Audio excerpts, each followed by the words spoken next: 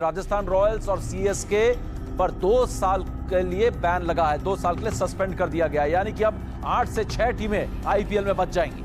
Chennai super Kings जो 2 बार IPL जीती है, उसकी कीमत सिर्फ और सिर्फ 5 लाख रुपए है।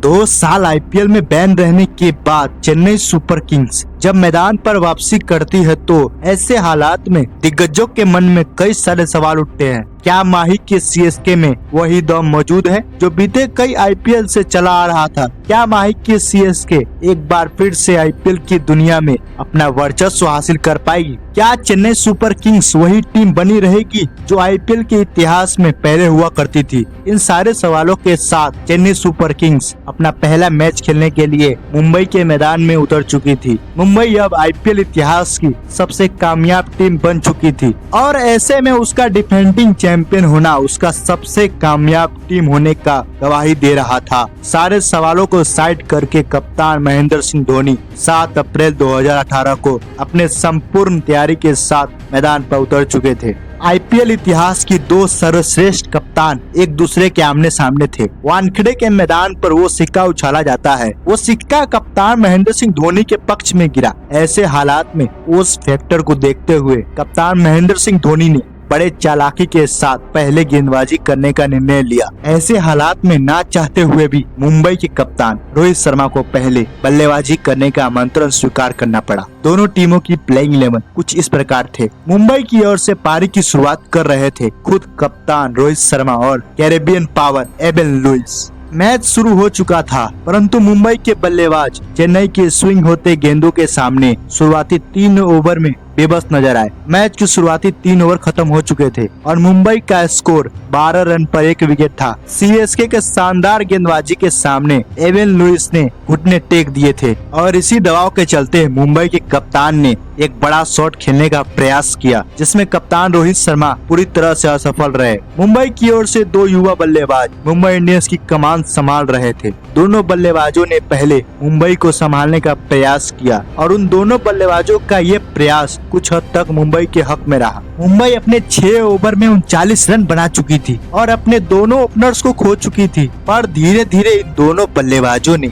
मुंबई के स्कोर को आगे बढ़ाया और 10 ओवर तक मुंबई को एक भी झटका नहीं लगने दिया। मुंबई के पारी के 10 ओवर खत्म हो चुके थे। अब मुंबई का स्कोर 10 ओवर में 65 रन था और इसके बाद इन दोनों बल्लेबाजों ने सीएसके पर आक्रमण करना प्रारंभ कर दिया था। ईशान किशन ने 11वें ओवर में इमरान ताहिर को 18 रन जड़ दिए। कुछ ऐसा ही हासिल होने वाला था ड्वेन ब्रावो के साथ। सूर्या ने इस ओवर में ब्रावो को 14 रन कूट दिए। 12 ओवर खत्म होते होते मुंबई का स्कोर 97 के पार पहुंच चुका था। मुंबई अब विकट परिस्थिति से निकल के एक बड़े स्कोर की ओर आगे बढ़ रहा था। ऐसे हालात में महेंद्र सिंह धोनी ने अभी तक अपनी टीम के सबसे कामयाब गेंदबाज शेन वॉटसन को आक्रमण पर बुलाया। वॉटसन के आक्रमण में आते ही मुंबई ने अपने प्रमुख बल्लेबाज सूर्या को खो दिया। सूर्या ने महज 29 गेंदों में 43 रनों की पावरफुल पारी खेली। सूर्या के विकेट के बाद 13वें ओवर में मुंबई के रणगति पर विराम लग चुका था। 13 ओवर का खेल खत्म हो चुका था और मुंबई का स्कोर 101 रन पर 3 विकेट था। इन परिस्थितियों को देखते हुए कप्तान महेंद्र सिंह धोनी ने इमरान ताहिर को आक्रमण पर बुलाया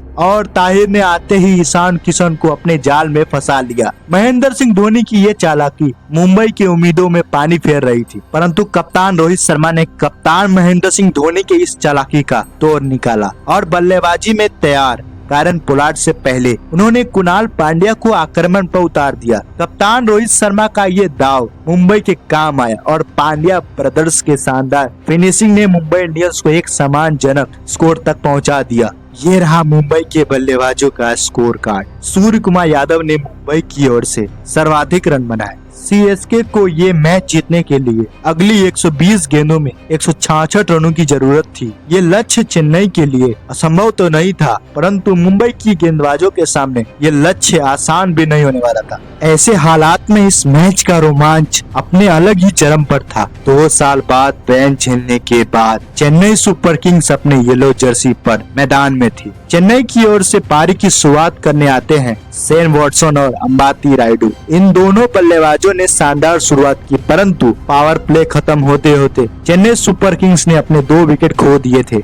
रैना और वॉटसन चेन्नई का साथ छोड़ चुके थे और ठीक अगले ही ओवर में अपने आईपीएल कैरियर का पहला मैच खेल रहे मयंक मार्कंडे ने अंबाती रायडू को अपना शिकार बना लिया। चेन्नई के सामने एक के बाद एक बड़ी मुसीबतें आ रही थी। 7 ओवर खत्म हो चुके थे। चेन्नई का स्कोर महज 44 रन पर 3 विकेट था। ऐसे हालात में चेन्नई की डूबती नैया को पार लगाने के लिए वो शख्स मैदान पर आता है जिसको येलो जर्सी पर देखना करोड़ों प्रशंसकों की इच्छा थी। वो शख्स मैदान पर आता है जिसके मैदान पर आने से सिर्फ एक ही आवाज चारों तरफ से आती है। वो शख्स मैदान पर आया जो अनहोनी को होनी कर देता है, जिसका नाम कप्तान महेंद्र सिंह धोनी था। परंतु डेब्यू मैच में कहर भरपा रहे गेंदबाज मयंक मार्कंडे के सामने उस कप्तान का भी बल्ला खामोश रहा। मयंक मार्कंडे ने दुनिया के सर्वश्रेष्ठ कप्तान को अपना शिकार बना लिया था। चेन्नई का स्कोर अब 10 ओवर में 56 रन पर 4 विकेट हो चुके थे। ये मैच मुंबई के लिए आसान हो चुका था क्योंकि चेन्नई को अब ये मैच जीतने के लिए अगले 10 ओवर में 110 रन बनाने थे और मैदान पर थे रविंद्र जडेजा और केदार जाधव। लेकिन अगले ओवर में रविंद्र मुस्ताफिजुर का शिकार बन चुके थे। चेन्नई की उम्मीदें धीरे धीरे धुंधली पड़ रही थी।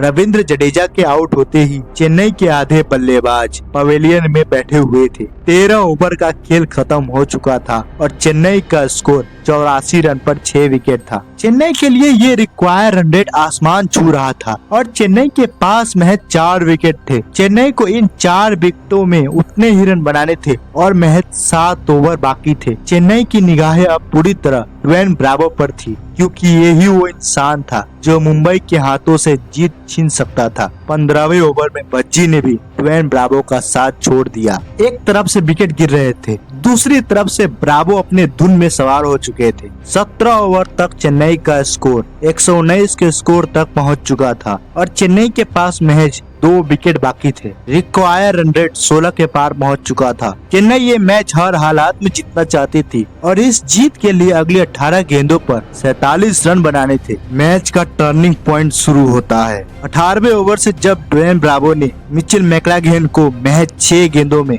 20 रन कूट दिए। अब अगली 12 गेंदों पर 27 रनों की जरूरत थी। चेन्नई के लिए ये आस अब उम्मीद बन चुकी थी। 19वें ओवर में एक बार फिर से ब्रावो ने अपना जौहर दिखाया और जसप्रीत बुमराह को महज 5 गेंदों पर 20 रन पीट दिए। परंतु 19वें ओवर की आखिरी गेंद पर बुमराह ने ब्रावो को अपने जाल में फंसा लिया। ब्रावो लगभग अपना काम कर चुके थे परंतु चेन्नई को जीतने के लिए 6 गेंदों में 7 रनों की जरूरत थी और मुंबई को ये मैच जीतने के लिए महज 1 विकेट की जरूरत थी। मैच का अंतिम ओवर प्रारंभ होता है। मुंबई की ओर से गेंदबाजी कर रहे थे मुस्ताफिजुर रहमान और बल्लेबाजी करने आते हैं चोटिल होकर मैदान से बाहर जा चुके केदार जाधव। शुरुआती 3 गेंदों में उन्होंने बॉल को डिफेंड किया। इस डिफेंडिंग स्टाइल को देख करके मुंबई के फैंस उत्साहित हो रहे थे, लेकिन चौथी और 5वीं बॉल पर उन्होंने 6 और 4 जड़ करके मुंबई के हाथों से जीत छीन ली। 2 साल बाद बैन झेलकर आई CSK defending champion Mumbai Indians को पराजित कर चुकी थी और इस जीत के हीरो रहे ड्वेन ब्रावो, जिन्होंने 30 गेंदों में 68 रनों की शानदार पारी खेली। ये रहा सीएसके के बल्लेबाजों का स्कोर कार्ड। इसी प्रकार के क्रिकेट के डॉक्यूमेंट्री के लिए हमारे चैनल को सब्सक्राइब कीजिए।